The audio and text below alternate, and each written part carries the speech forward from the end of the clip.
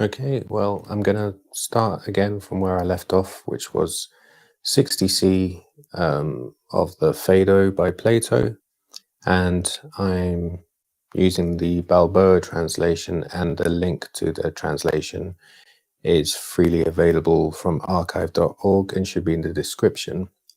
But before I start the reading again, I just wanted to pick up on something that I looked at last time, which was when Phaedo was describing,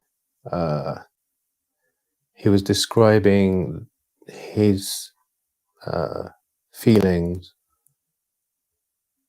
in the presence of Socrates, who's just about to face death after the trial. And he mentioned that he had a simply strange experience, which was an unusual mixture sprung from both pleasure and pain, blended together at the same time. Which I noticed because when I was reading 60C, which is where I am, you have Socrates saying something very different. In 60B, he's sitting on the bed and notices how pleasure can follow pain. But he specifically says that they do not, they will not come together at the same time. But he says, since on the one hand, they will not come to be together at the same time in the human self, but if, on the other hand, anyone pursues and catches the one, they are almost sure to necessarily catch the other also, just as if the two were united together from one summit. So I just wanted to note that there was a difference in how they were describing their view of pleasure and pain, with Phaedo appearing to think that they occur at the same time, while Socrates making the 60C. So, or maybe perhaps it'll make sense to go just a little bit before 60C. Perhaps I'll read that quote again. So, what an odd thing, O men, this thing seems to be, which mankind call pleasant. How curiously it is disposed by nature towards that believed to be its opposite, the painful, since, on the one hand, they will not come to be together at the same time in the human self, but if, on the other hand, anyone pursues and catches the one, they are almost sure to necessarily catch the other also, just as if two were united together from one summit. So I like to draw as I go along, just because I then get a better idea of what's happening. So this is Phaedo 60C, although this is 60B to be precise. So he's saying that you have pleasure and pain, and they're united by this same summit, which is where we left off last week. So returning to the text. And it seems to me if Aesop had envisaged selves, he would have composed, well, I imagine he means had envisaged them. He would have composed the myth that God wished to reconcile their warring opposition, because they are opposites, but seeing that it was not possible, he united their summits to the same self, and by this, whichever one may be present, the other one will also follow later. Therefore, the same reconciliation also seems fitting for me, seeing that just as at one time the chains caused suffering in my leg, but now the pleasant has come to light, following after the suffering. So we had Socrates on the bed, in this prison. And he also had chains on his legs somehow. And when they were taken off, he experienced this, what he was talking about, which was he started off with pain, but it soon was followed by pleasure once the chains were taken off.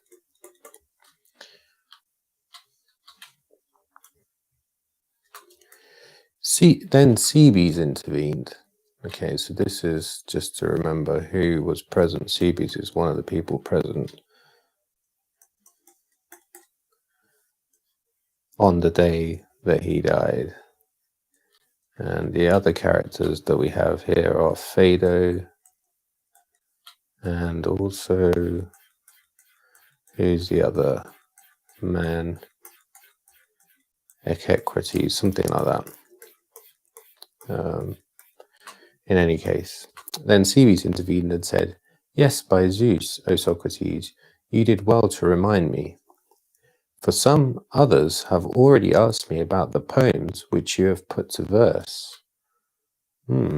So Cebes is asking Socrates, with his beard, about some poems that he's put to verse.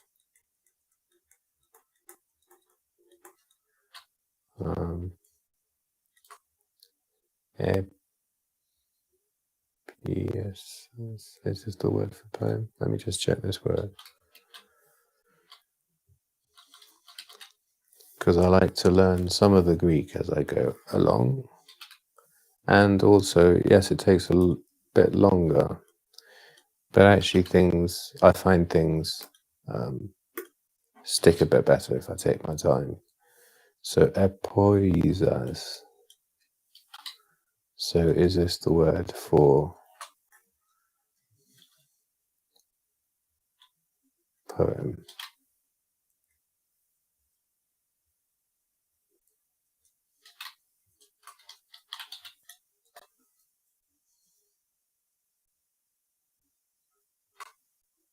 Nothing obvious so far. Okay, I'll leave it then. For some others have already asked me about the poems which you have put to verse.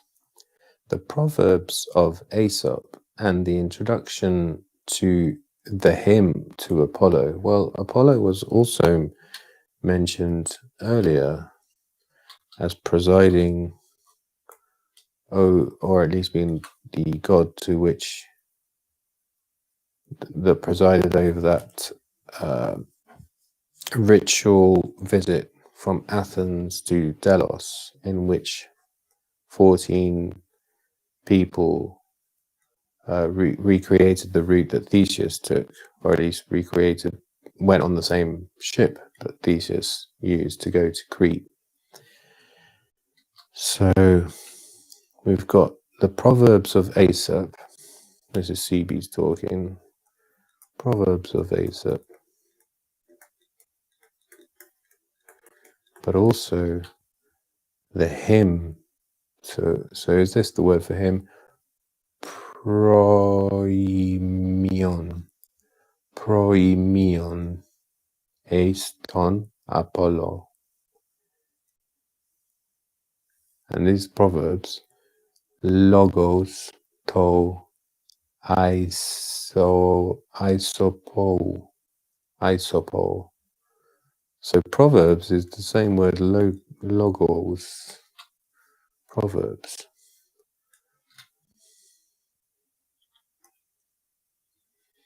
Don't know that colour. Don't know that colour. Don't know that colour. That's not a colour. Okay. Logos of Aesop. And the hymn to Apollo.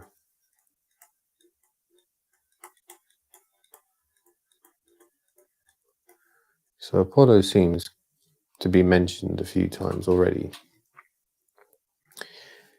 And even the day before yesterday, so today is the day of his death. Yesterday was the day that they found out that the ritual ship is returning.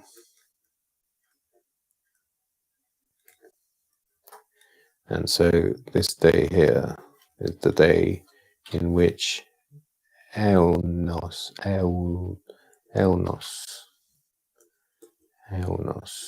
was asking about the day before yesterday. Aenos asked, whatever it is that you have in mind.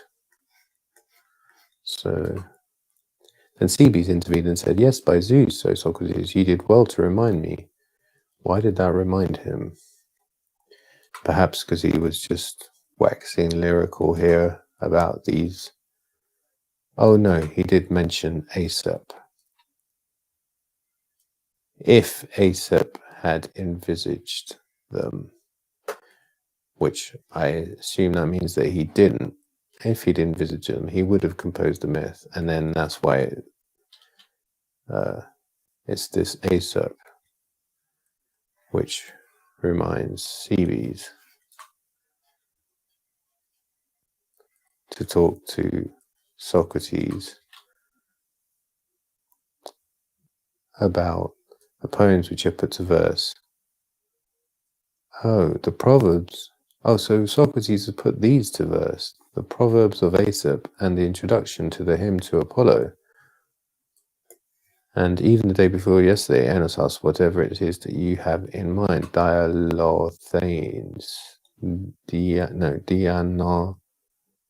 Dianoethes. Dianoethes. Proem elos ti pote or Dianoethes.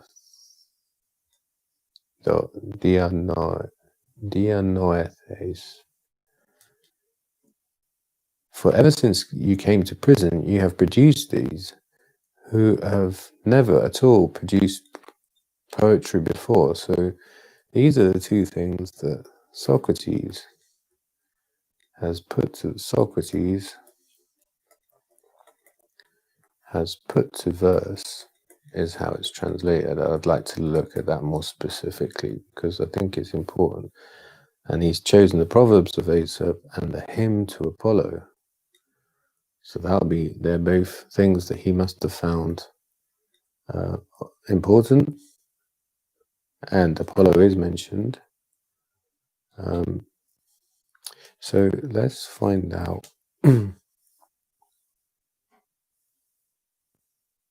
what the translation is. For some others have already asked me about the poems which you've put to verse.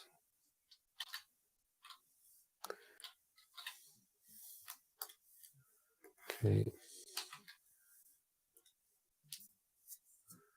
Let's get that.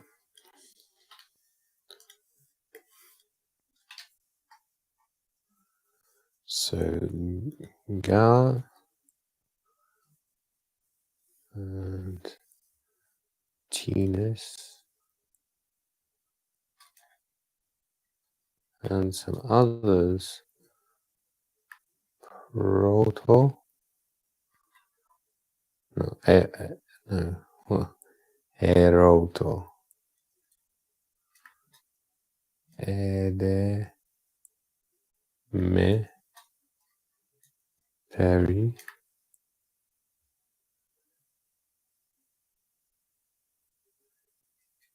toi ton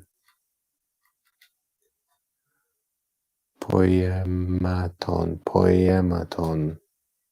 That must be poem. Poematon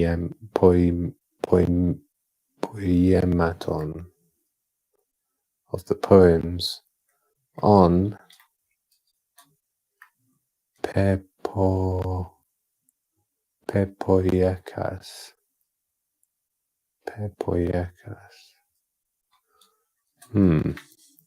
Entenas.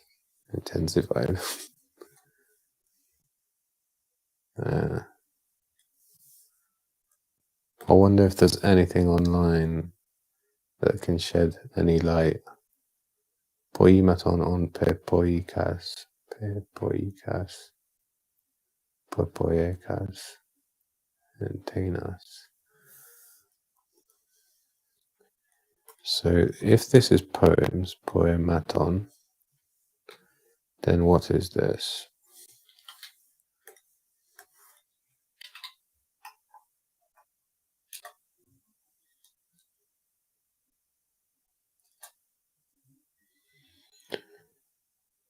Pepoiekas, kata bibong wikilexicon.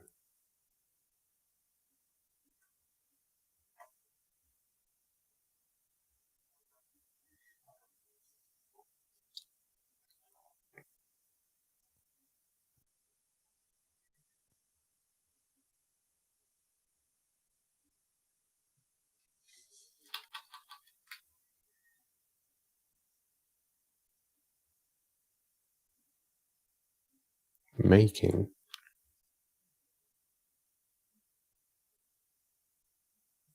Is this the same word? Poies. No, poiel. I'm not sure. That'd be interesting.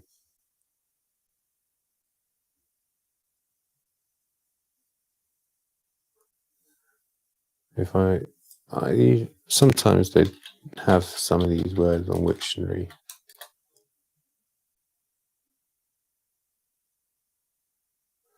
But not at the moment. Okay, well, it was poems in any case.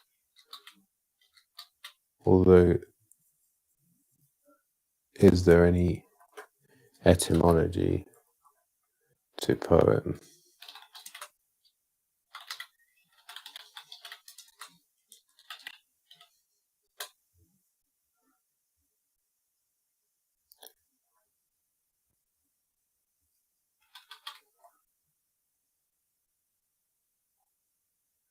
Latin poema, Greek poema, fiction, poetical work, literary, thing made or created. Early variant of poema from poien, to make or compose. I thought that's what the other word may have been.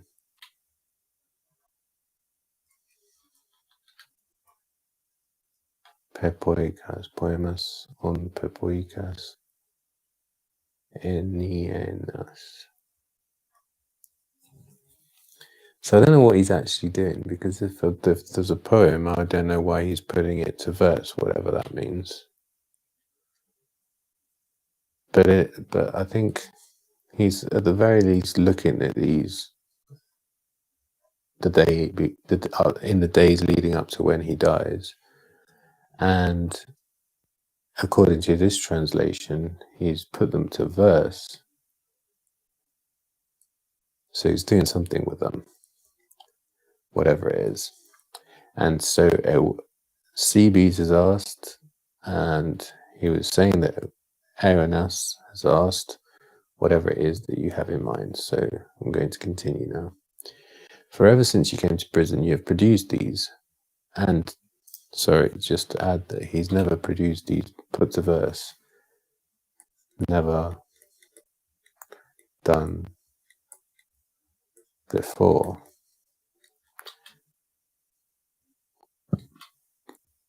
I produced poetry. Maybe they were in a fictional work form and he's made them into some kind of poem.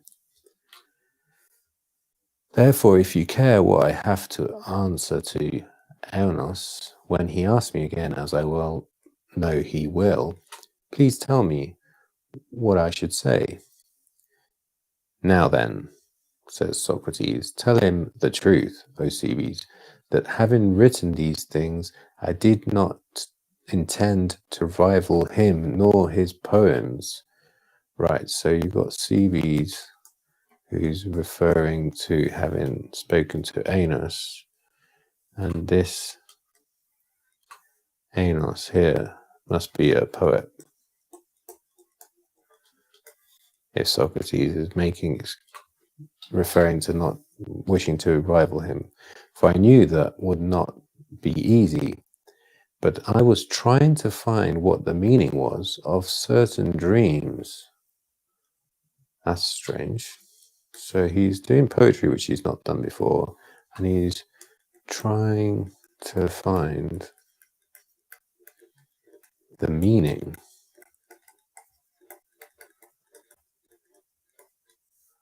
of certain dreams. Maybe dreams is a special word.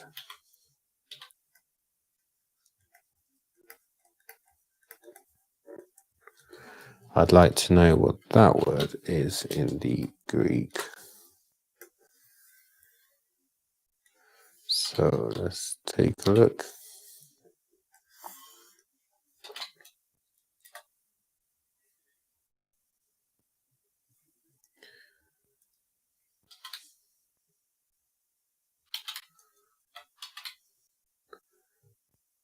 So radion. Radion, what does radion mean? Radium.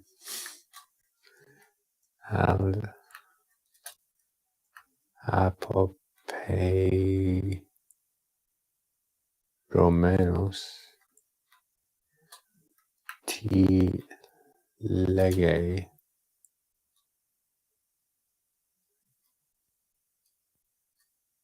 tinon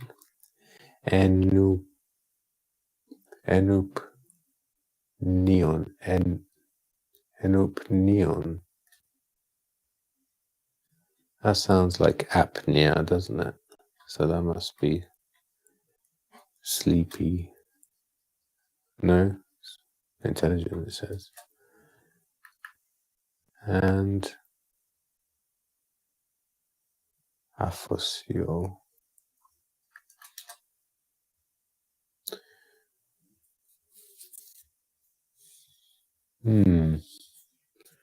So what head or tail can we make of this? It's trying to find the meaning.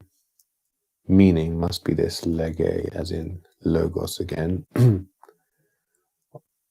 Tinon enupneon.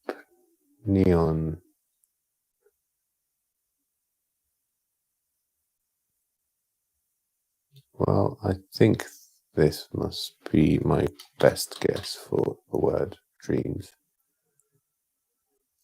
So let's take a look. Oh.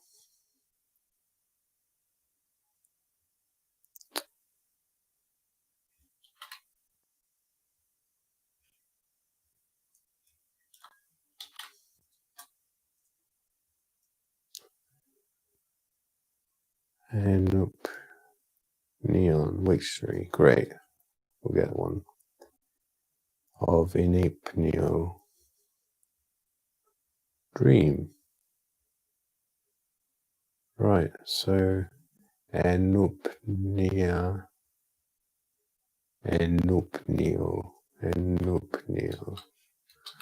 Right.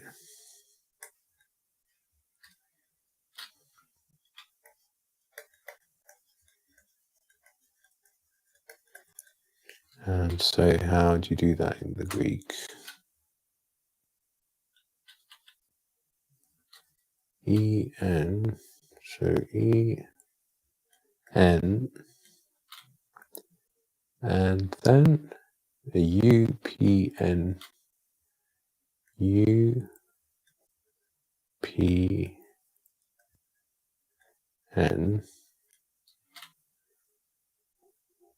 I-O-N, I-O-N,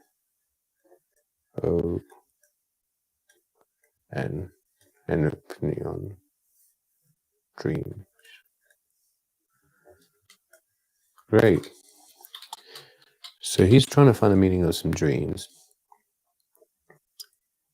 and of being atoned if in case the repeated commands of the muse to me were to make this, were to do this. Right. So Repeated commands of the muse to write these verses.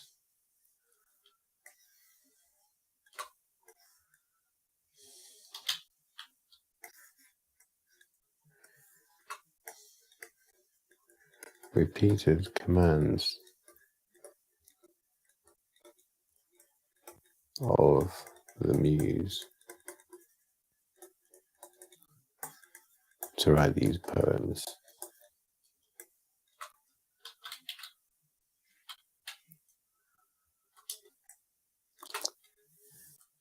For they were such as this, the same dream having often come to me in my past life. In my past life, what does that mean? The same dream having often come to me in my past life. Is that literally past life? Because this, I know that this goes on to talk about the immortality of the soul, so it's not out of the realms of possibility, but I wonder whether this just means again and again during my life, this very self-same enupnion dream, and so having often come to me in my past life. I'd like to see that one now.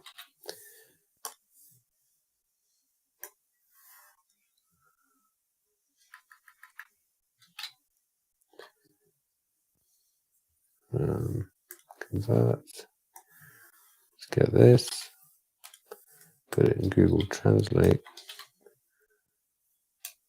Okay, so this self same dream. Polakis, many phoiton, moi,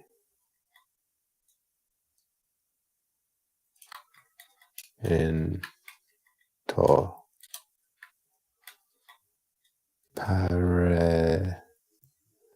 parelthonti, bio. Bio must be like biography, life. Parelthonti.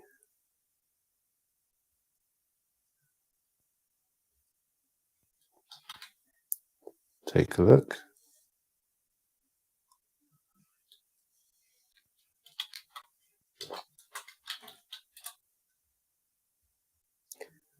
Parelthonti.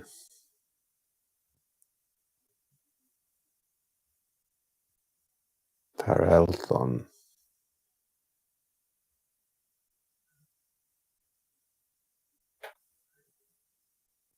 Ancient past participle of parekomai, as in parelthon, functions mostly as an adjective and in neuter as a noun. Well, unfortunately, I don't know any of these terms, so I don't know what that means, but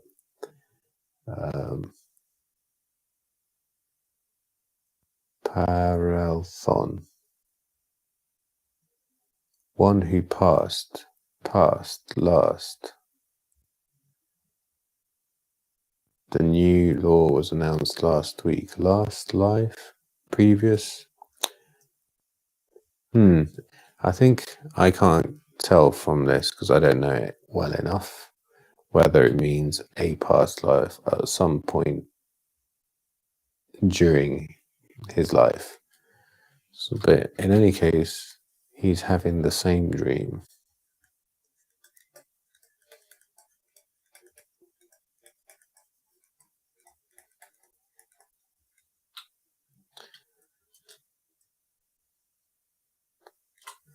For there were such as this, the same dream having often come to me in my past life, appearing to my view in one way or another, but always saying the same things, same dream, appearing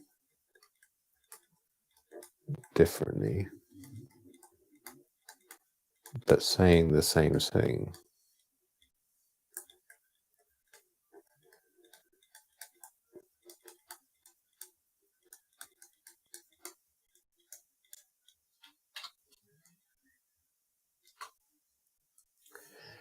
And this is the dream. "O Socrates," it said, "make and work at music."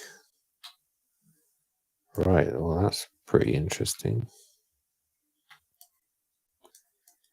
Make and work at music.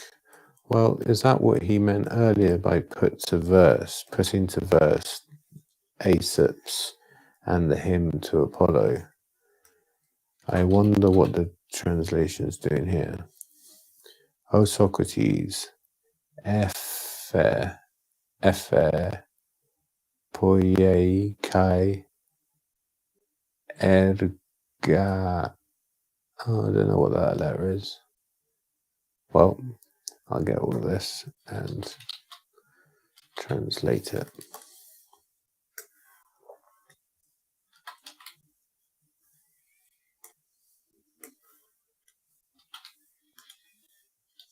See what we got. So, okay, so "O Socrates" is easy enough. That's that bit there. So this is Ephe. Poie sounds like poems.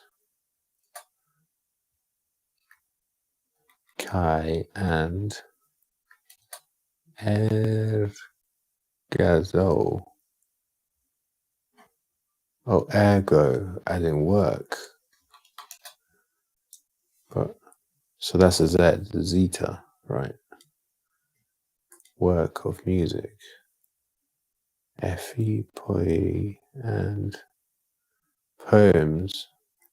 I think this must be poems. Well, must be is a bit strong, but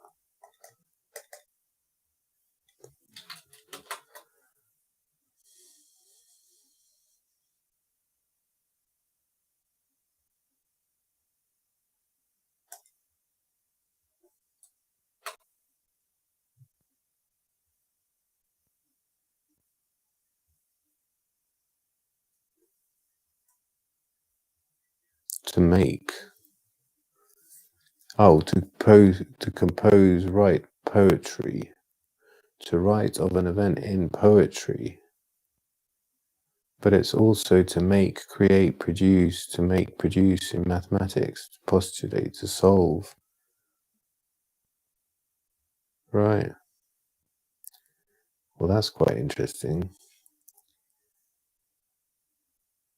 To pile, stow, or to gather in Proto-Indo-European. So I think that's interesting. Poies. So we got poies, which is spelled P-O-I.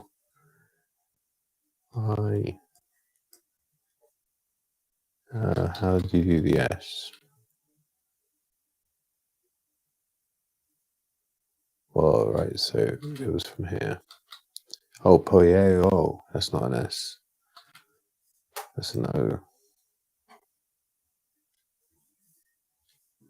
Apologies, because I'm just learning.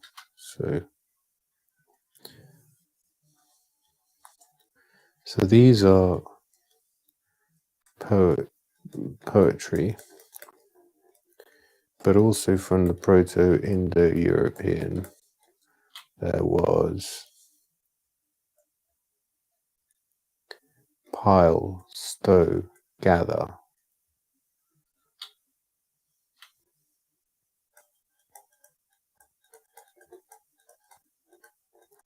So what's the relation between poetry and gathering?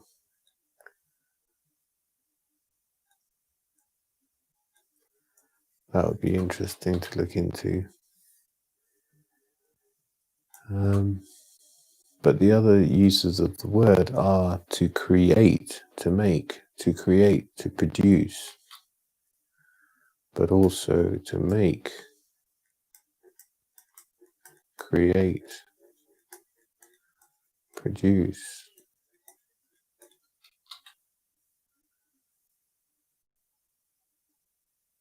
solve,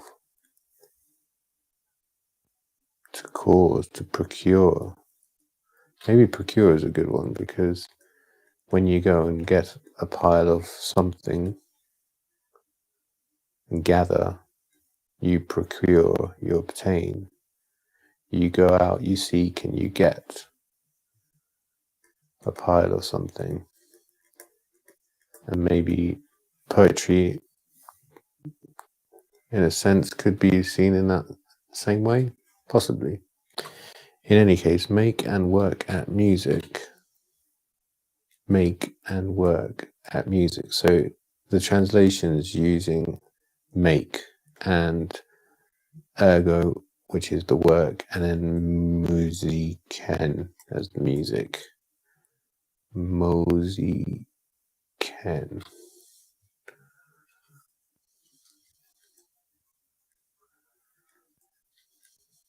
Oh,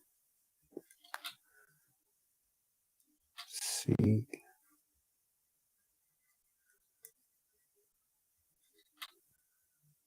Can. Oh, I see the other E. Can. Musiken.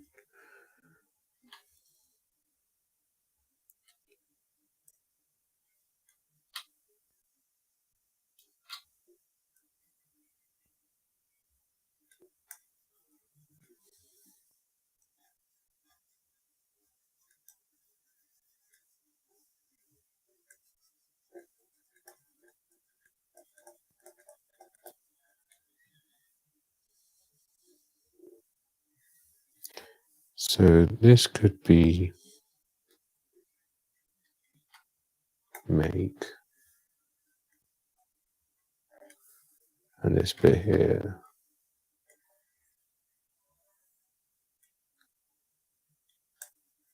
is music. And also it's the muses that have told him repeatedly in this dream.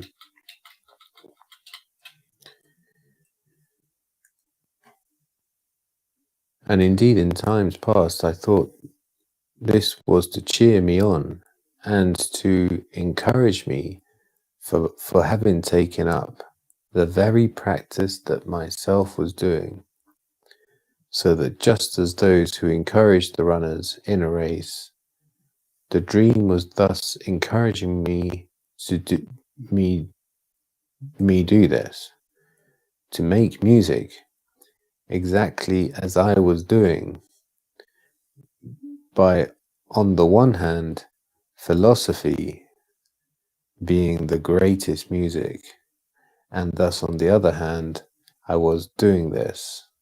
So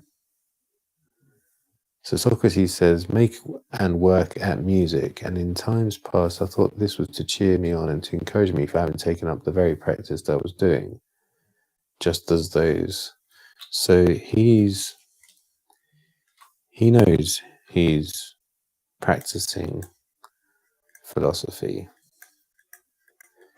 and he's saying that he keeps on having, he's got, that's illegible, he's practicing philosophy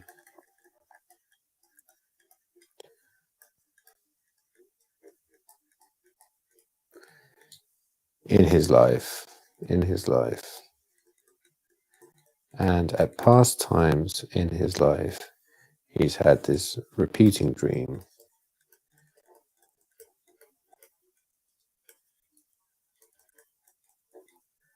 which is to make and work a music. And he sees the equivalence between music and even he goes further, he says the greatest music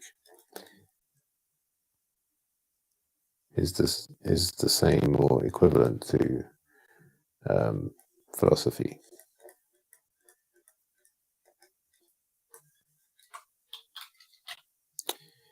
To make music exactly as I was doing, by on the one hand philosophy being the greatest music, and thus on the other hand I was doing this.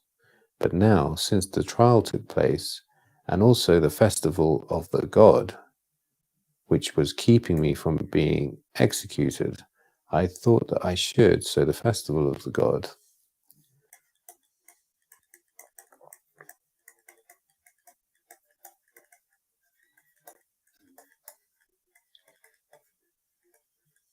which I believe is the ship that goes to Delos.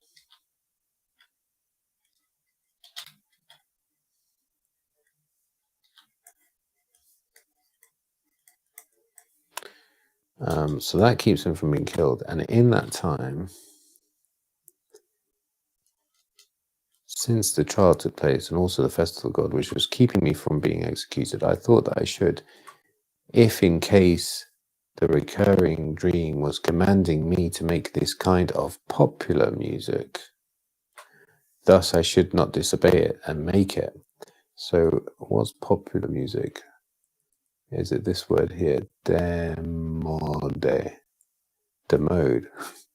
No. Demode. Musiken.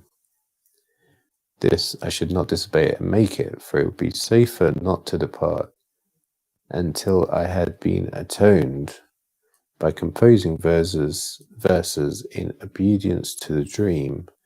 Well, I wonder what he means there by atoned.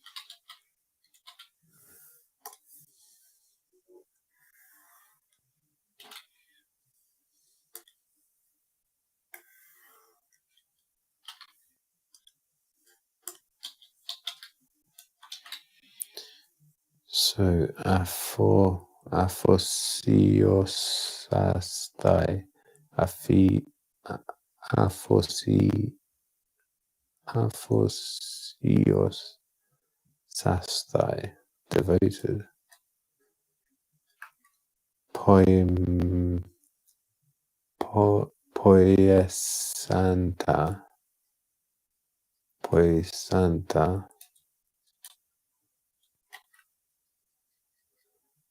poemata,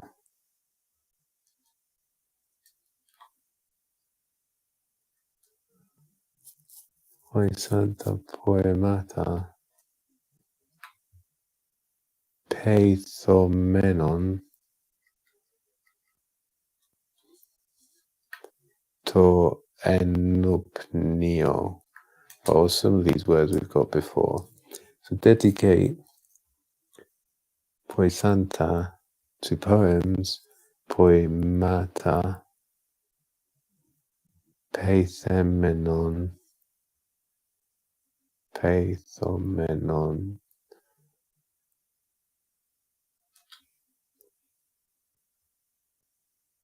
Dedicate. Where does atone come? I had been atoned by composing. I dedicated myself. Poesanta.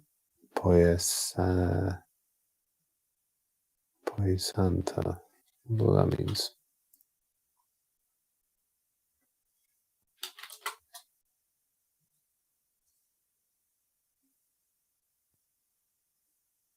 Poesantes. Poesas. Make. Make, isn't it? Just like before. Yeah. So this is the make or create poetry. Again. Poesanta poemata theomenon. Theomenon. What does theomenon mean?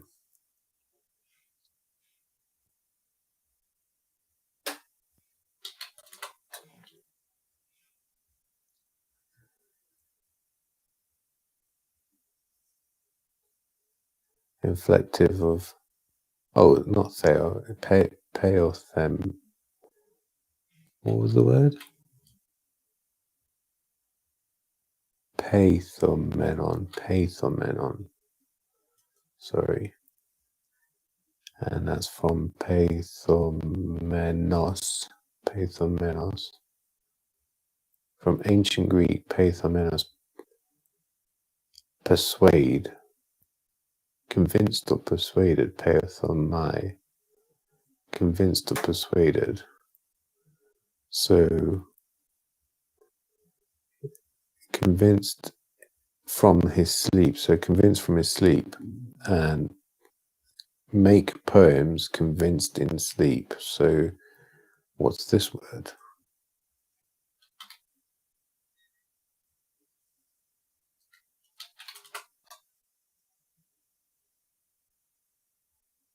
Oh, that's a shame.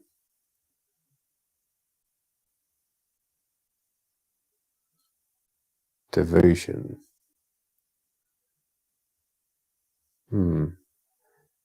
Affiosai.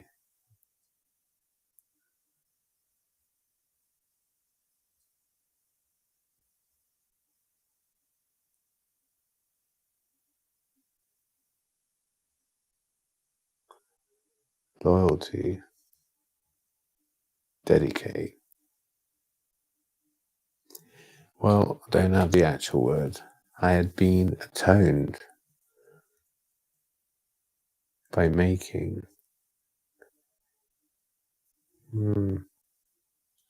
Not sure about atoned, but dedicated, loyal. For it would be safer not to depart until I had been atoned by composing, till I'd dedicated them. So he feels it's safer to listen to the muse and create these poems or music before departing this life.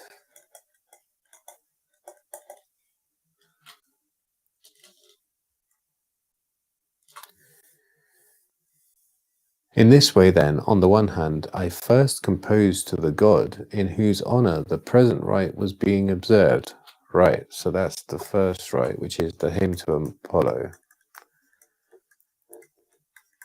And that's because the festival of the god, this was the festival of the god.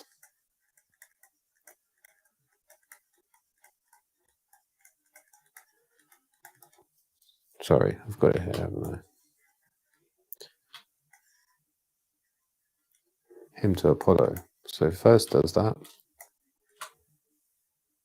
After the god, metaton theon, on the other hand, I realized that if the poet indeed cares about being a poet, he must compose myths, muthos, not not discourses. If the poet indeed cares about being a poet, he must compose myths, not discourses.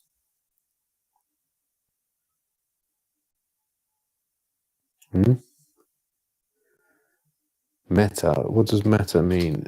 Does it mean after? In what sense does it mean after? Or following, perhaps, meta, or beyond, going further than.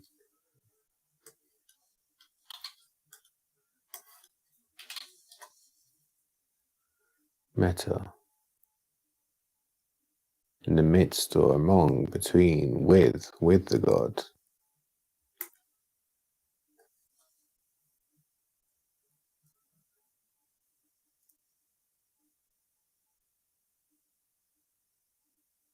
With. Middle. In the midst of, among, between, in common, between, among, meta. Okay, that's quite good. What type of E is it? This one.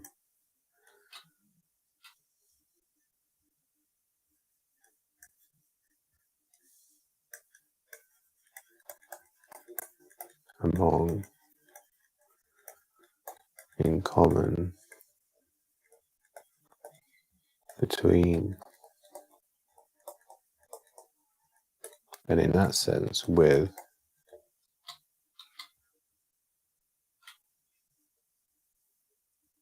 Besides, over and above, only in poetry, usually epic. pursuit of, after, behind.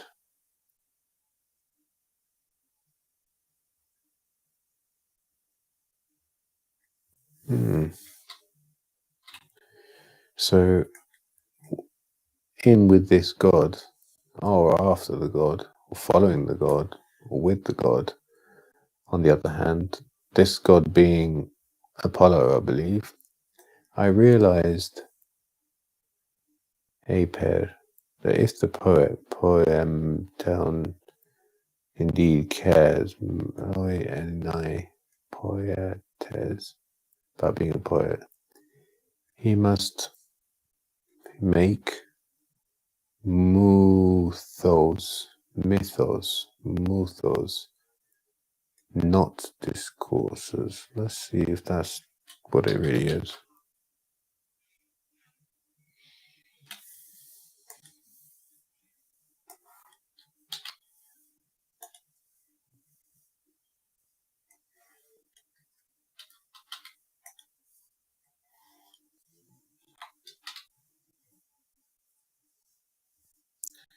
Myths, but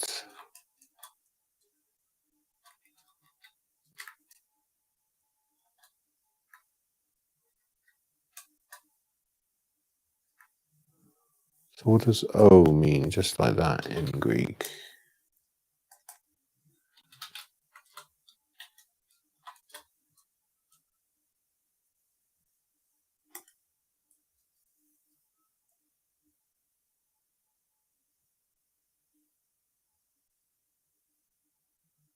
Not so, never. Not indicates negation. Right. Myths, not logos. That's a lot. So what's this? Muthos.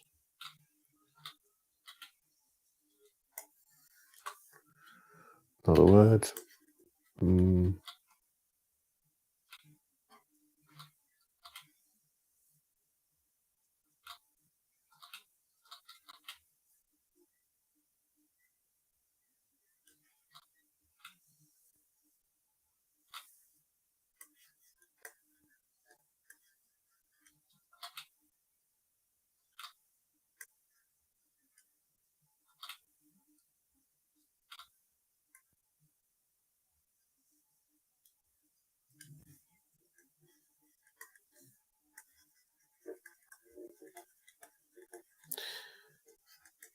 I hope they've got this word.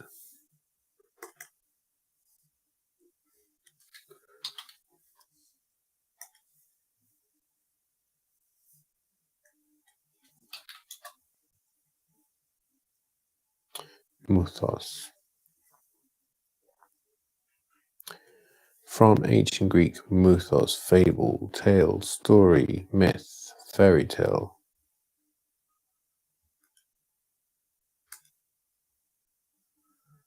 According to Frisk, of onomatopoeic origin from mu. According to Beeks, there are no plausible comparanda, and the word is pre-Greek. Others compare it to Proto-Slavic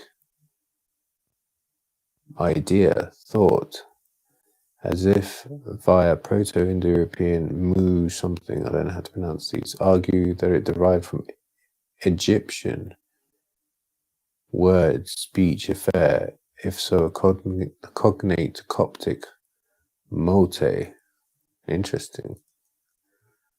Coptic moite.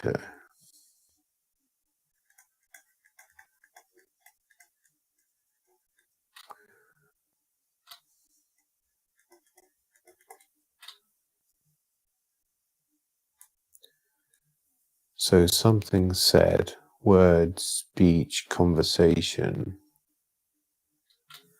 word, speech, conversation,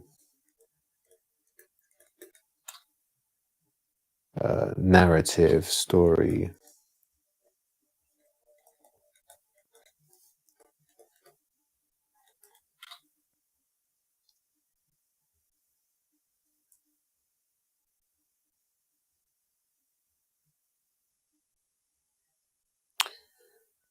And this could have been word, speech, word, speech, yeah. Right. So what's the difference then between word, speech? If the poet indeed cares about being a poet, he must compose myths, not discourses. I don't really know from the Greek what difference he's indicating here.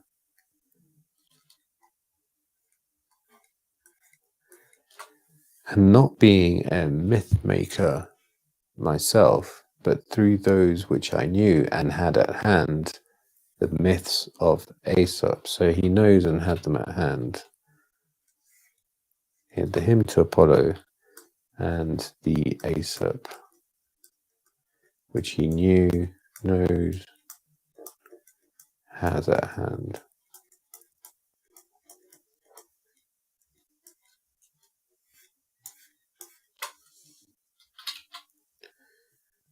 The myths of Aesop. I put these into verse, the first ones which I came across. So he's almost following, making the most of what he has, or following the situation he's in. He finds himself still alive because of the festival of Apollo, so he looks at the hymn of Apollo, to Apollo, and he's got these myths, so he looks at those. So tous muthos isopo totos epoem epoesa protois ois eneto. Don't know how to pronounce this. This then, O other Cebes, O Cebes, tell Venus to be strong, and if he is of sound mind, Sophrone, sound mind, to follow me as quickly as possible. So Socrates is talking to Cebes, or Cebes, who is to tell this chap, Venus, who is the poet,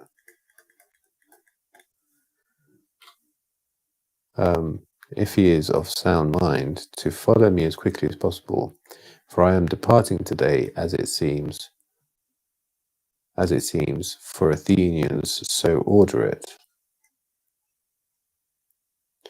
And by that, he's saying, follow me.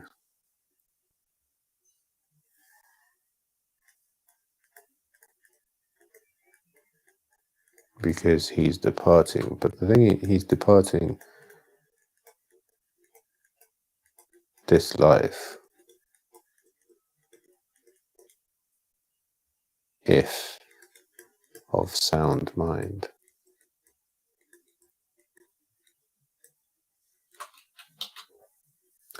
Simmias.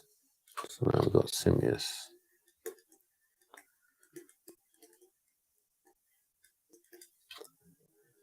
What kind of advice is this that you give to Venus, O Socrates? For I have already often come across the man, and accordingly, from what I have perceived, he will hardly be willing to be persuaded by you in any way at all. How can that be? Is Venus not a philosopher? Philosophos. To me, at least, he seems to be. Right, so is he so he's a poet. Is he a philosopher?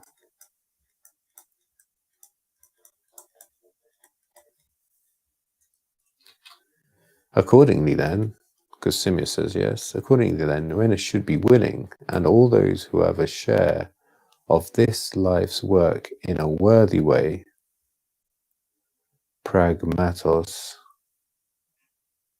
asios.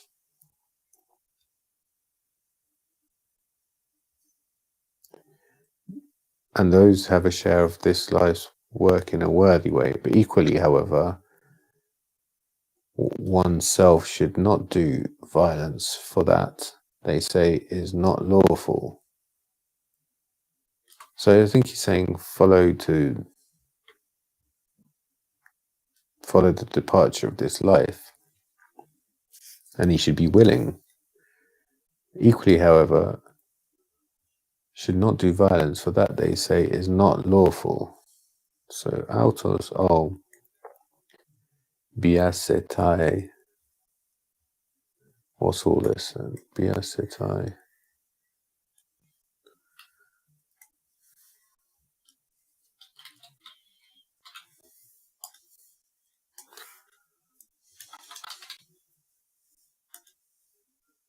And then I just need this word.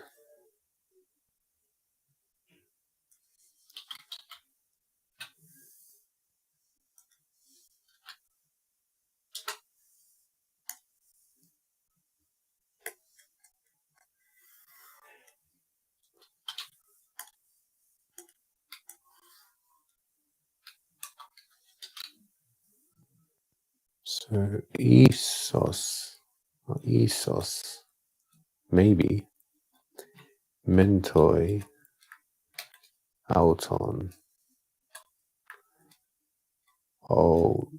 biasetai, gar fasi,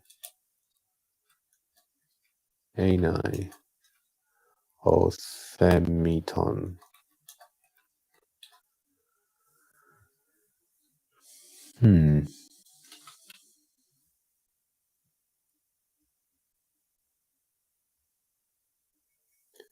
Equally, Isos, equally, mentoi.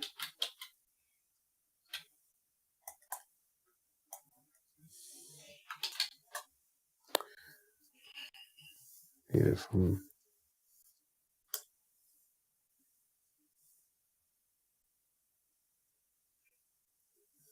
mentoi.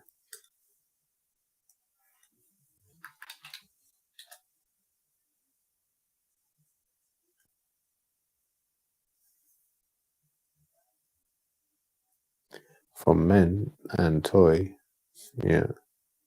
Oh, nevertheless. Well, what's men and what's toy that makes it that?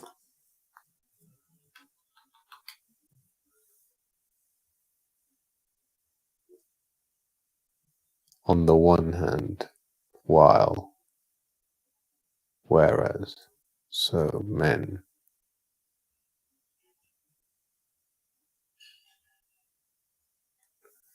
and toy,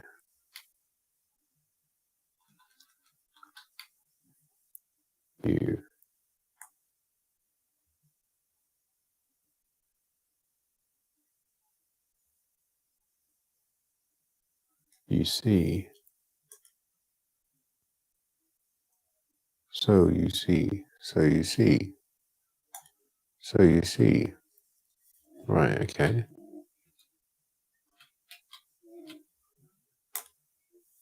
So equally, so you see, oneself should not biasetai. What's that mean?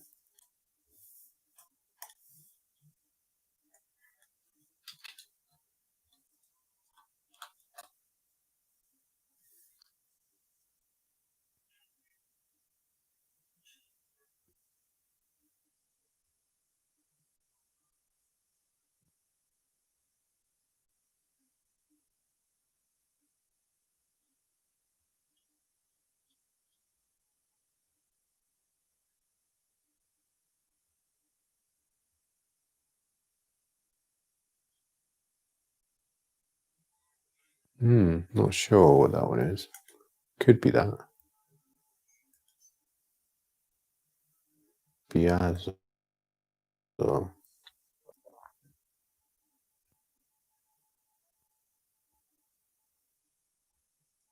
Rare. Does it mean rare?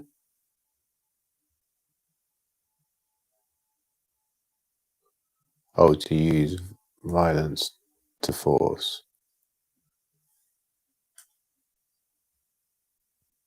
Force, pressure, rape, violate, ravish. So one should not do violence or force the issue. And is that and? Gar.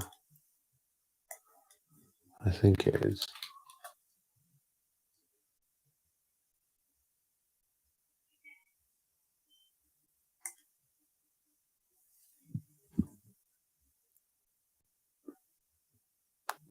As well as. Well, it's kind of and as well as.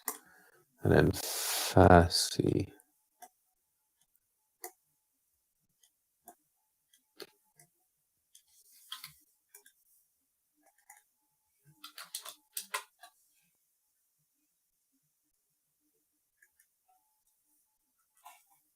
Fasci. Unstressed form of this one. What does it mean? Femi. To speak. Speak. Femi.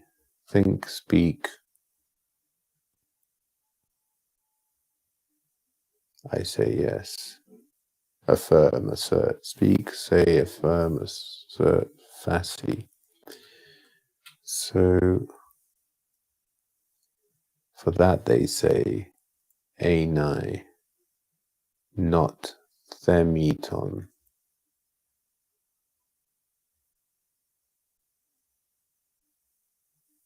Anai is not, is anai not lawful.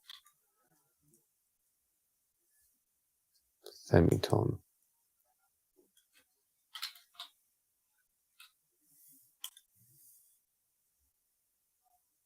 So this must mean is anai.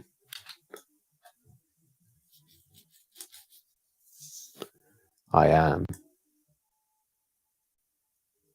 Yeah, so being, he is, she is not that which exists. Being is not being. And then the last word was themiton.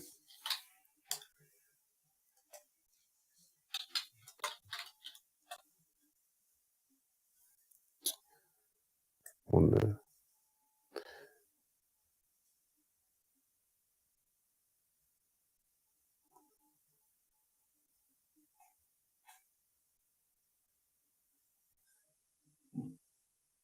Themiton. Well, I can't see the English, so I'm going to translate it. Legitimate.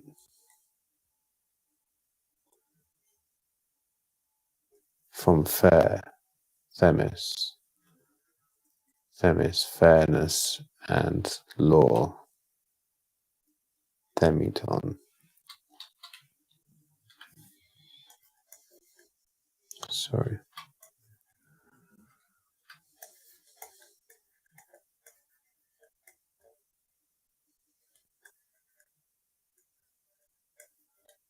Is that how it's spelled?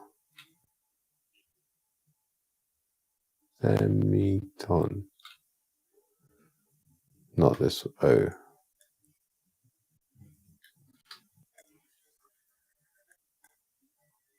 And that's, I think Themis was a goddess. And fairness, lawful.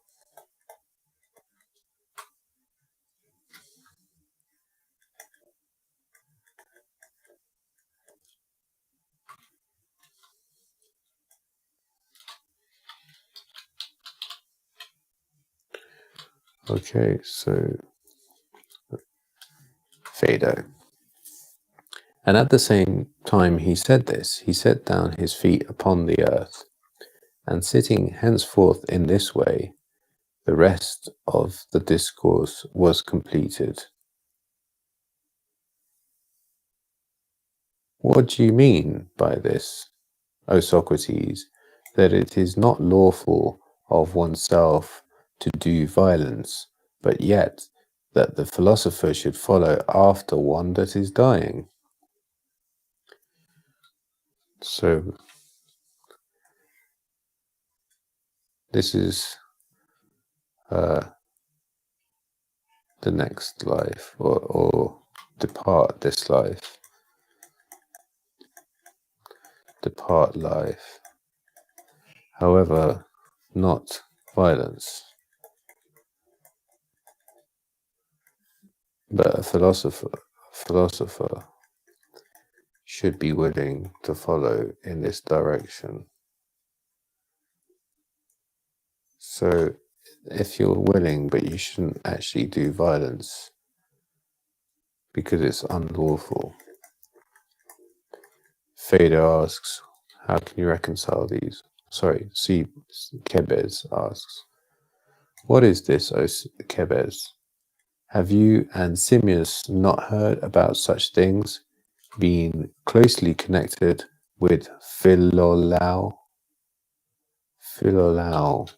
So this is Philolao, a Pythagorean.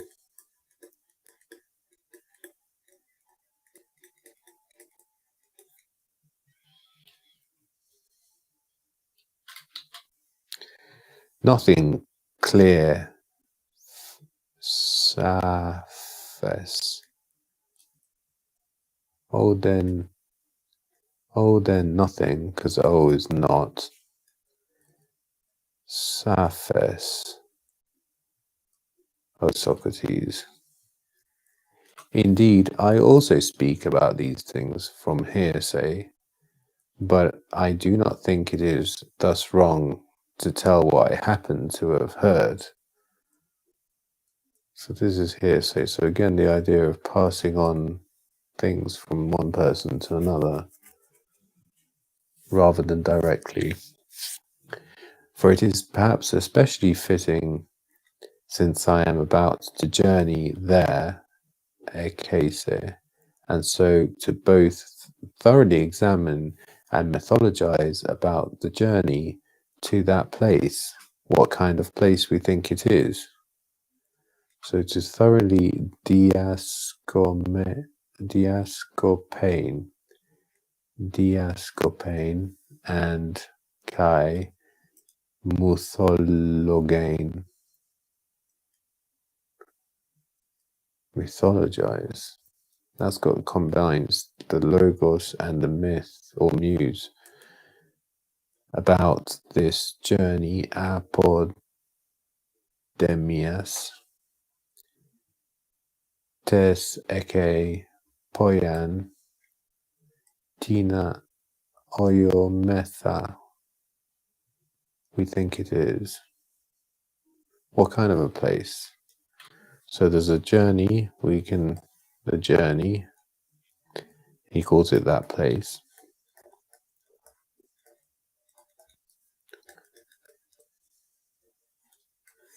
And mythologize about it and examine.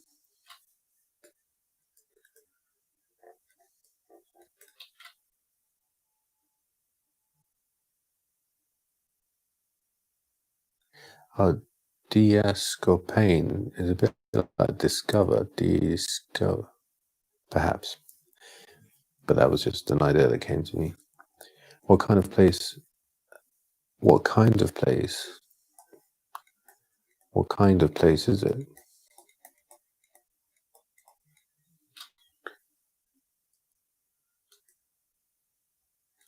For what else should one do in the time before the sun sets? Elio Dusmon. Kebes.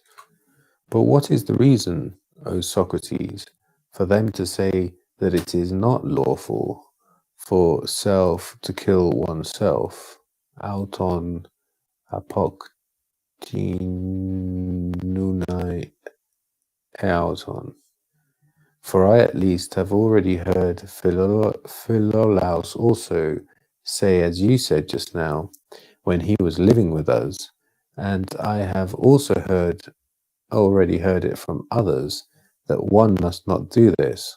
But I have never heard anyone at all give a clear account about this the self same.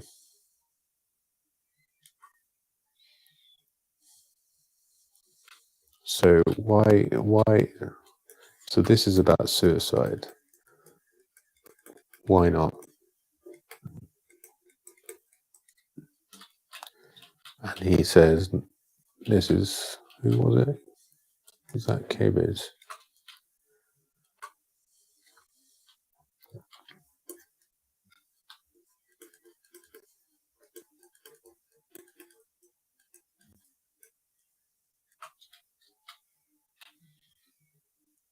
Then you must take heart, says Socrates, for you may presently hear one, a clear account, and here clear again is saphes. I just want to check this word out.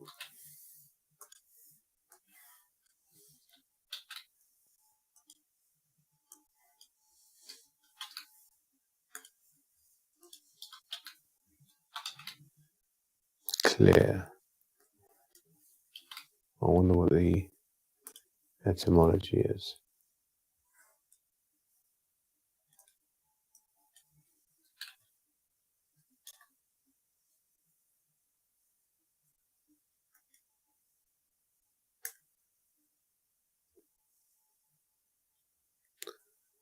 Sounds a bit like sapphire. Most likely pre-Greek connections to Latin pareo. PH comes from whatever. So, sapphis, of something seen with the eyes, or of something understood with the mind, clear, distinct.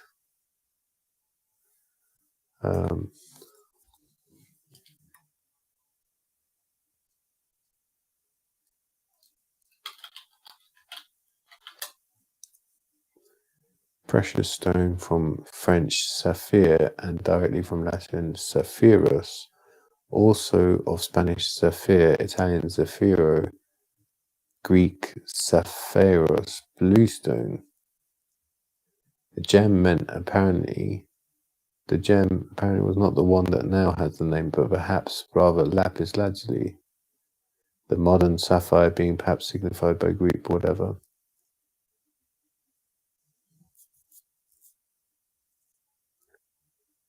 Sacred to Saturn? Well, I don't think they're saying that this word's related according to this, but it was worth a little look. Then you must take heart, for you may presently hear one, a clear account about why one should not commit suicide. And it may perhaps appear wonderful to you.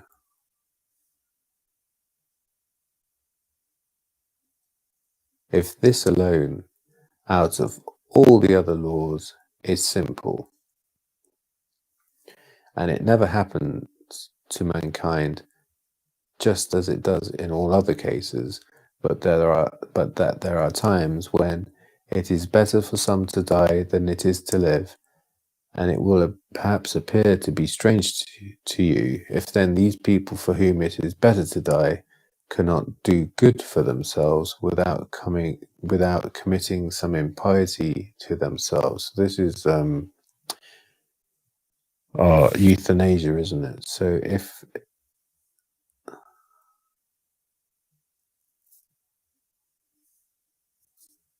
just as it does in all other cases, but that there are times when it is better for some to die than it is to live, and it will perhaps appear to be strange to you if then these people for whom it is better to die cannot do good for themselves. So this is 62A.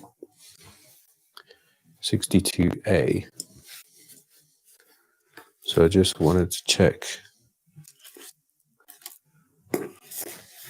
whether it means in a different translation.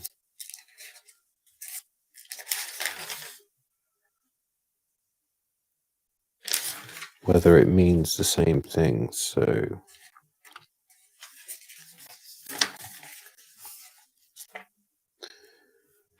62A. And it may well astonish you if This subject alone of all things is simple, and it is never, as with everything else, better at certain times and for certain people to die than to live.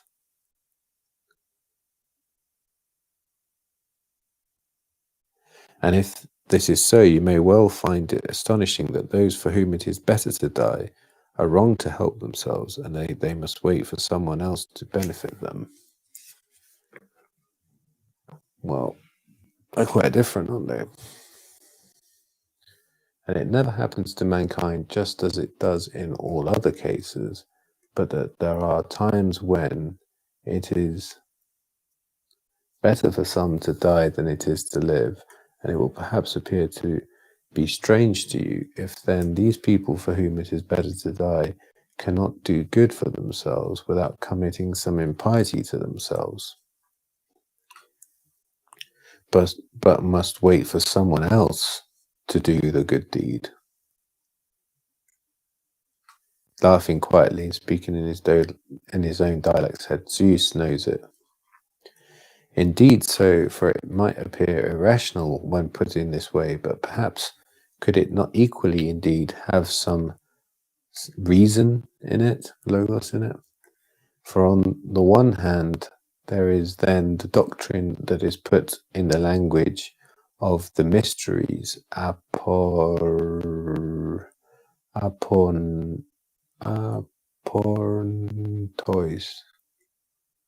I haven't heard that word before. Put in the language of the mysteries about the themselves, that we men are in some kind of tour of duty, frora, and that one must truly neither free oneself nor escape from this, and seems to me a great doctrine and not easy to thoroughly discern, but nevertheless the following indeed appears well said to me. Well, I don't understand any of this now, so I think I'm going to have to look at it a little bit more. So I think he was saying, well, he said he was going to be a clear account. Well, I don't know if it's lost in translation, but it doesn't seem clear. So you may presently hear one, and it perhaps appear wonderful to you. Okay, if this alone out of all the other laws is simple,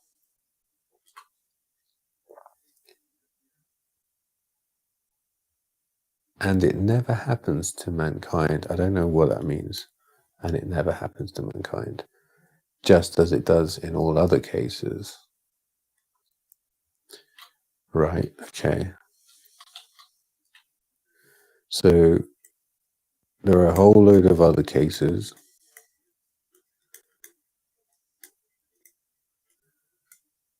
and this is a different case.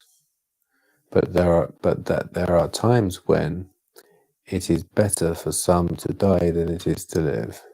Other cases, but in this case here, it is better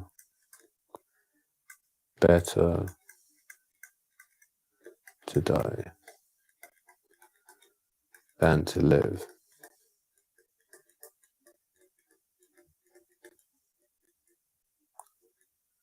I don't know. Maybe it's like someone who's very sick, perhaps. Lost everyone, whatever it is. If I've got the gist of this right, it is better to die than to live, and as the other cases. That's how I'm reading it. But that there are times when it is better for some to die than it is to live, and it will perhaps appear to be strange to you if then these people for whom it is better to die. So he's pointing out that it might be strange then, if it is better. However, suicide is unlawful. So even though it's better, they can't do it. Cannot do good for themselves without committing some impiety to themselves. Well, it's unlawful in the sense that it's bad for the self.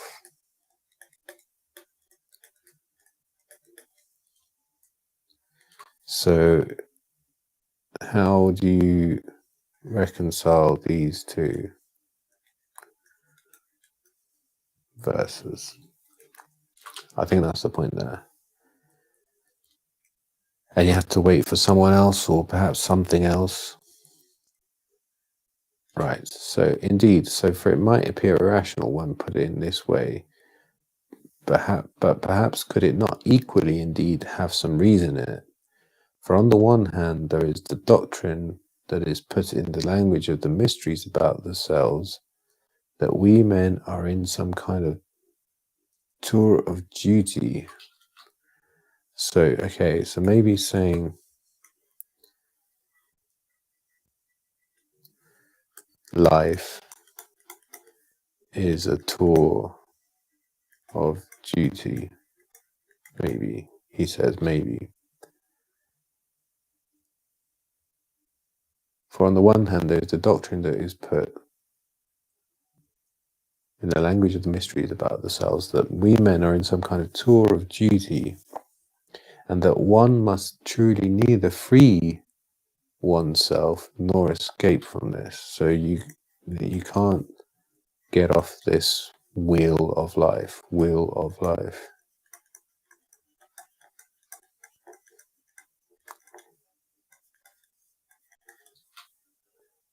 Free or escape. Free or escape. Wheel of life. But he calls it duty. Anthropoi, we men, es men, a divi, frora, and kai, de o, luane, right? Free oneself nor escape from this. And it seems to me a great doctrine and not easy to thoroughly discern. Right, a great doctrine. This. Tour of duty, wheel of life. Great doctrine. I think I understand a bit better. Okibis, that the gods are our superintendents, and that us human beings are one of the possessions belonging to the gods. Right, so this is one idea. The next idea is that you have a load of, I'll put the stars because they look better than other things to represent the gods. So superintendent.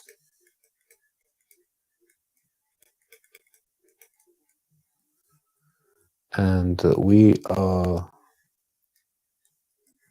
possessions, as in the gods has,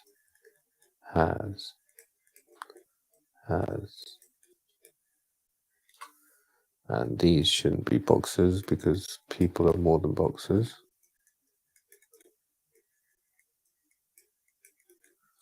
So they're superintendents. Epimelomenos. I'm going to check this one out.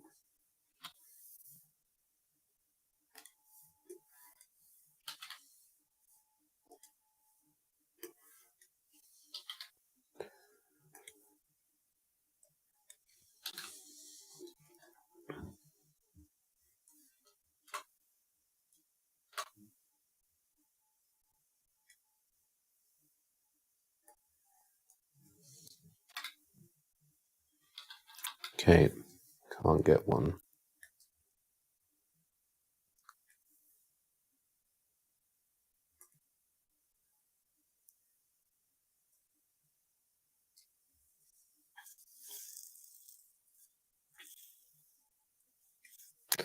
Okay, never mind. Human beings are the possessions belonging to the gods, or do you believe that this is not the case? I'd also like to know possessions.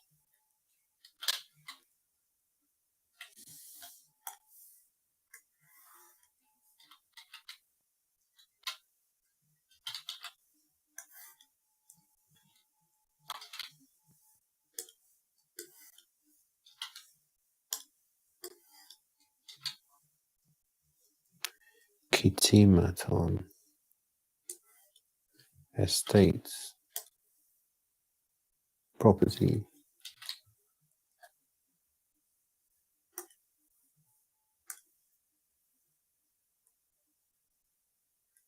Katama, a piece of property, a possession, so it is that. Well, that's quite odd. Etymology, to acquire.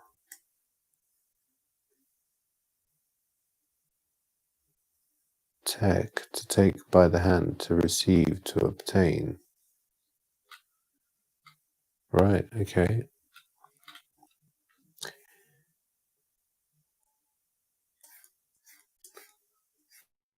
Sorry.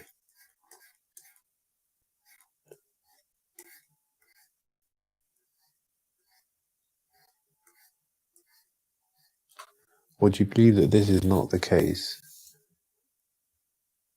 about being possessions that belong to the god and that they are basically, they look after us or supervise us? To me it is indeed. And is it not also the case that you would be severe with any one of your possessions if they kill themselves when you had not given any sign that you wished them to die, and if you could give some penalty, you would penalize them? Right, so this is the idea. If the gods have us and we're their possessions and they, I don't know, superintendents or supervise us, and if we then kill self, would they not be, well, this is the argument, they would be displeased and punish if this is the case. Fine, I'm following that. By all means, said Kebes. Apology 28c. I think there's an interlude here from the Apology, so I'm just going to read it because it is this great doctrine, so it could be quite useful, of being on the wheel of life. So it's Apology 28c. It says, evidence of the great doctrine. Socrates, men of Athens, you do not speak well if you think a man in whom there is even a little merit ought to consider danger of life or death, and not rather regard this only when he does anything, whether the thing he does are right or wrong, and the acts of a good or bad man. For in truth, thus it is, wherever a man stations himself, thinking it is best to be there, or is stationed by his commander, there he must, as it seems to me, remain and run his risks, considering neither death nor any other thing that is inclined towards that which is disgraceful, ugly, so on and so forth. Aiskron. So he's saying, do not consider or fear life or death. So this is fear or consider life, death versus good, bad. Then, gentlemen, I should have been acting strangely if at Potidaea and Amphipolis and Delion I stayed, where I was posted by the captains whom you had chosen to command me, like anyone else, and risked death. But where God posted me, as I thought and believed, with the duty to be a philosopher and test myself and others, there I should fear either death or anything else, and desert my post? Strange indeed it would be, and then truly, anyone might have brought me to court justly, and affirmed that I did not believe in God, because I disbelieved in the oracle, and feared death, and thought I was wise when I was not. For to fear death, gentlemen, is only to think you are wise when you are not. Oh, that's quite a lot. So to fear death is to think you're wise when you are not.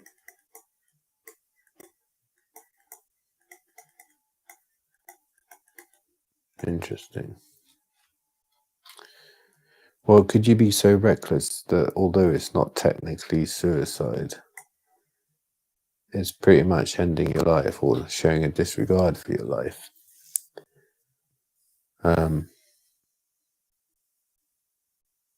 For it is to think you know what you do not know. No one knows whether death is really the greatest blessing a man have, but they fear it as the greatest curse, as if they knew well. Right, so it's because to fear death, you think you're wise when you are not, because death is a blessing or a curse.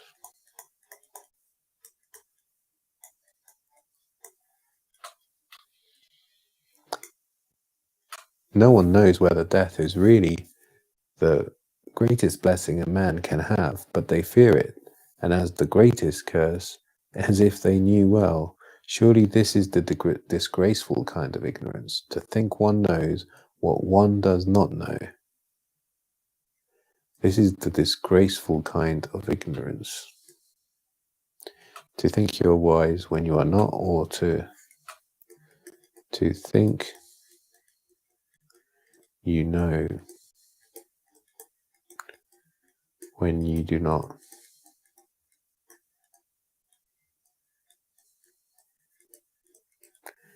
And he adds that this is most disgraceful.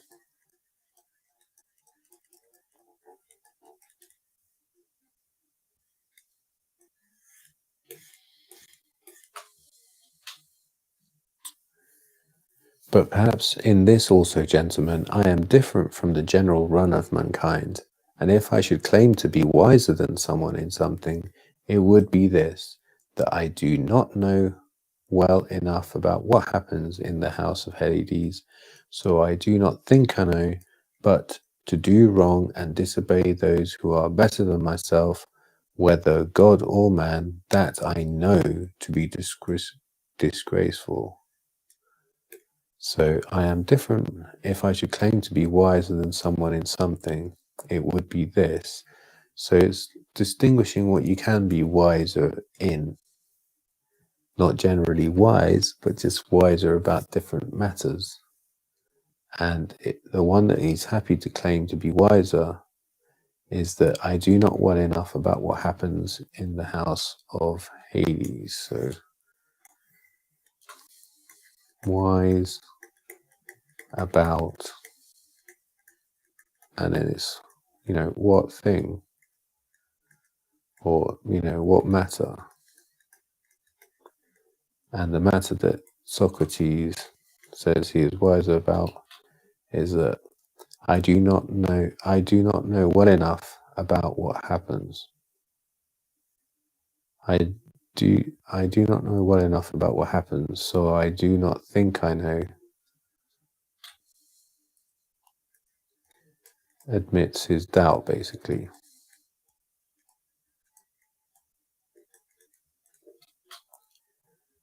So I do not think I know, but to do wrong and disobey those who are better than myself, I know to be disgraceful or wrong.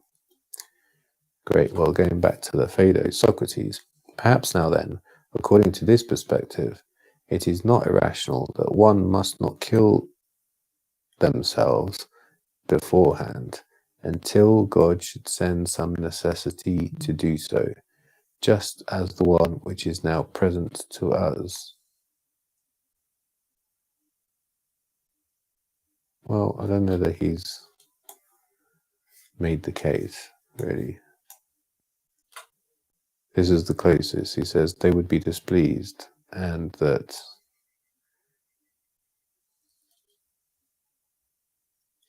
well, the gods as good is another thing to add.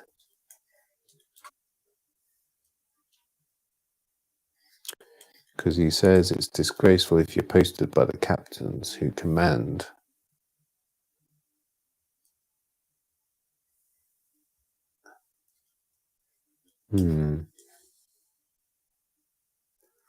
But this isn't the argument he makes in the Phaedo. This is the apology.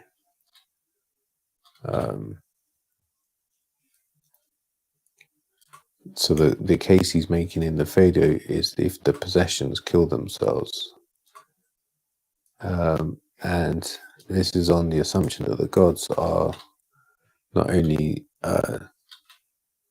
supervisors, but they're also superior. And if they've sent, and if you are their possession,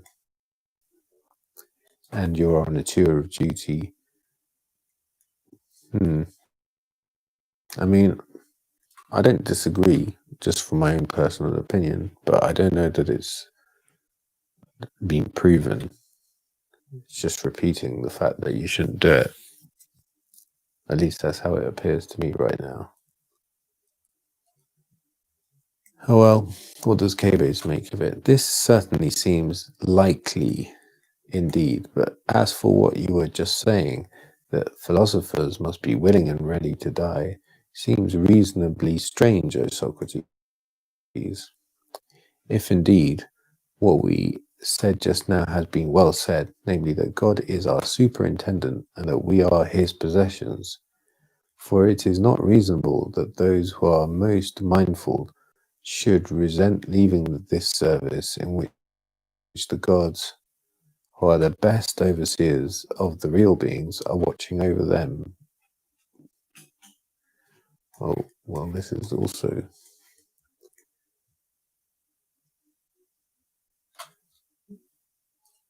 So, but as for what you were saying, that philosophers must be willing and ready to die. So this is Kiwis.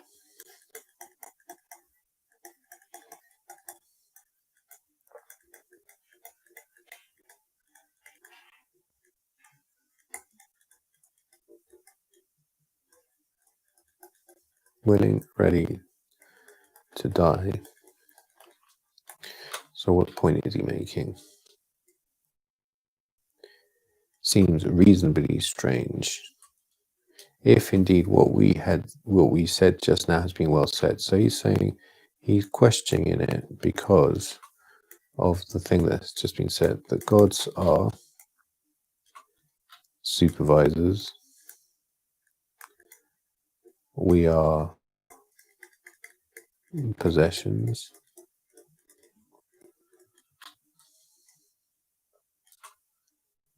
for it is not reasonable that those who are most mindful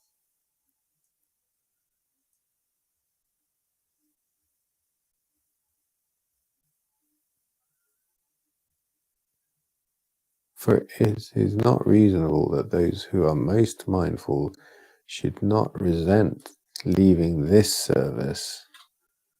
Okay, I'm assuming that we've done this service is this duty, life as a duty. And so the ones that are most mindful as possessions of God,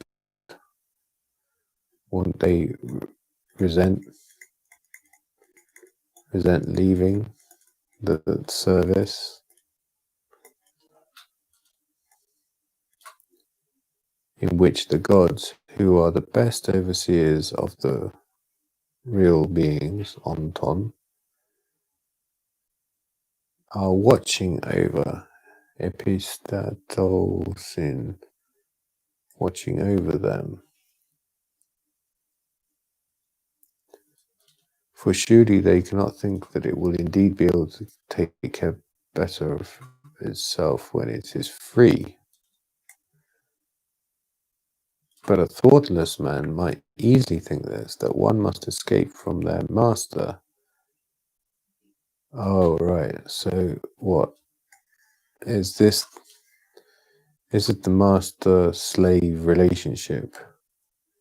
And this is thinking that this is leaving the relationship by leaving life, is leaving life, leaving or free or being free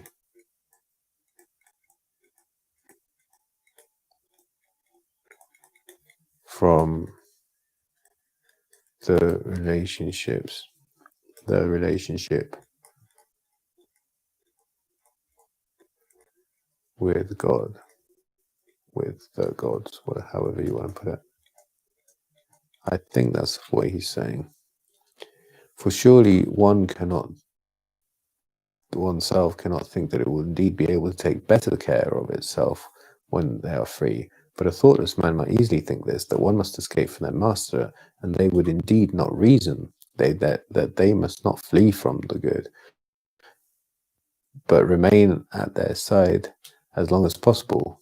Wherefore it would be unreasonable to flee, but the intelligent would surely always desire to be next to one better than themselves.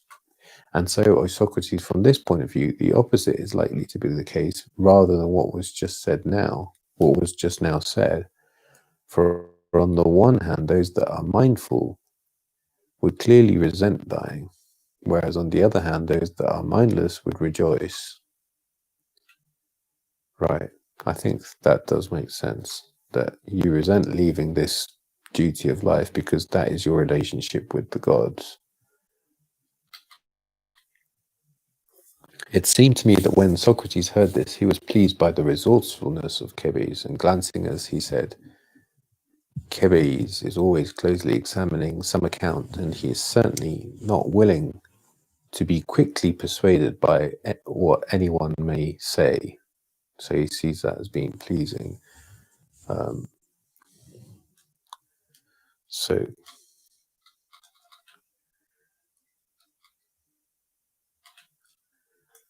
Socrates appears pleased at Cebes because why?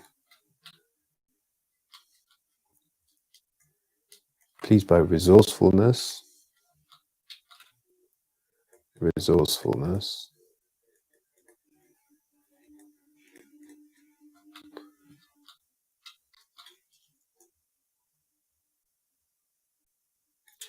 always closely examining some account, closely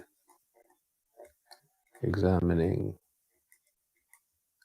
account.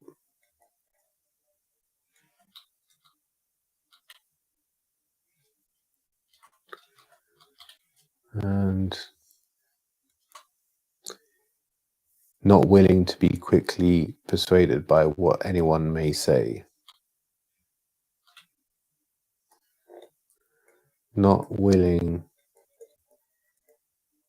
to be quickly persuaded.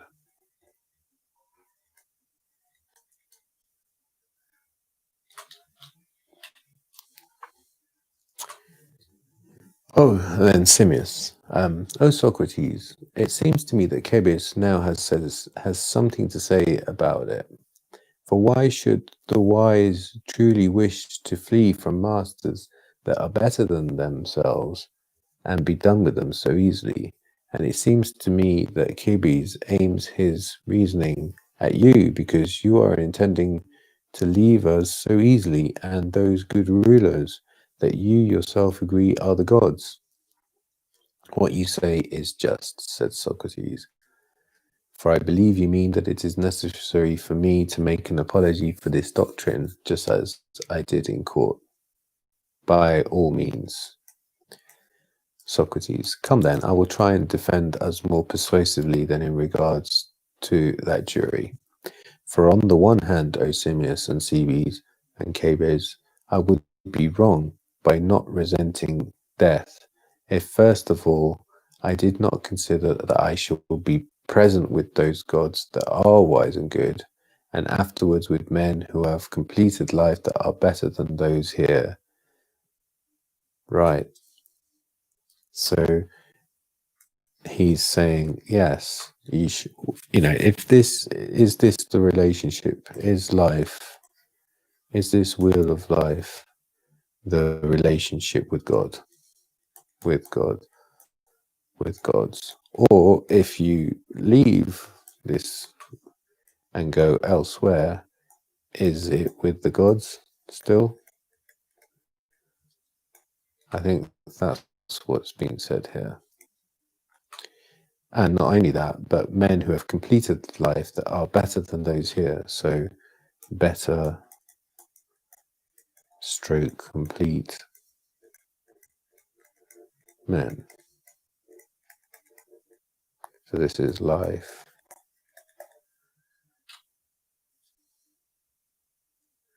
But as the case now stands, be well assured, and that I hope to reach the company of those that are good men. This last I would not entirely confidently affirm. However, that I shall be in the company of gods who are altogether good masters, of that be well assured. So he's saying this is his hope. This is hope.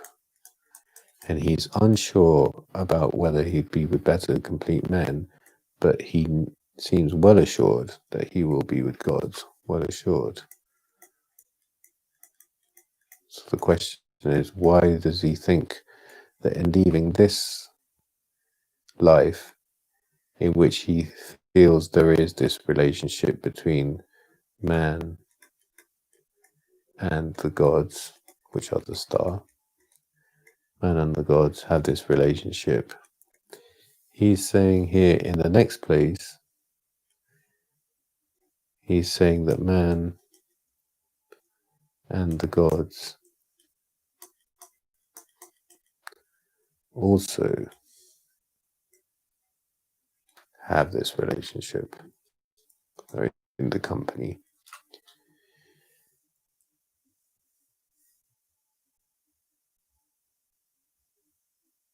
But, however, that I shall be in the company of gods who are altogether good masters, of that be well assured, if really I could confidently affirm this or any other matter such as this. Similarly, through this doctrine, the result is that I am not resentful, but I have good hope that there is something in store for those that have completed life, and indeed, just as it has been said from ancient times, it is much better for the good than for the corrupt. So he has hope that it's going to be okay, and not only that, it's going to be better for the good. So this corrupt is going to be good for those, but bad for these, the corrupt.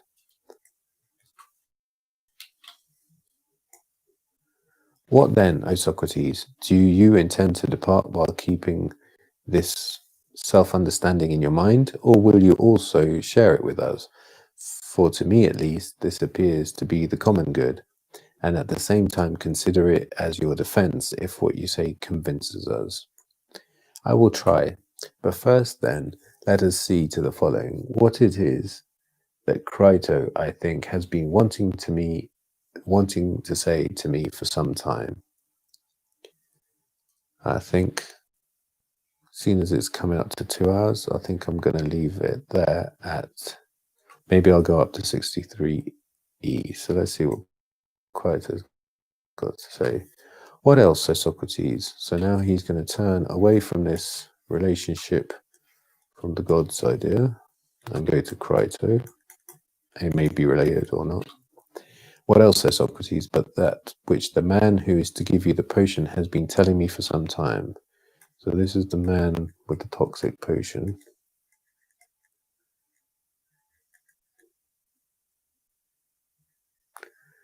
So it's the jailer. So he's been telling him, what's he been saying? He says that you should talk as little as possible, for he says talking causes much heat. Says talk as little as possible. Talking causes much heat, and thus one should not to do this before taking the potion, for if not, sometimes it becomes necessary to make such persons drink the potion twice and even thrice. So you might have to take the potion times 2 or times 3. Right, well that's 63E, so I think I'll stop at that and take it up next time.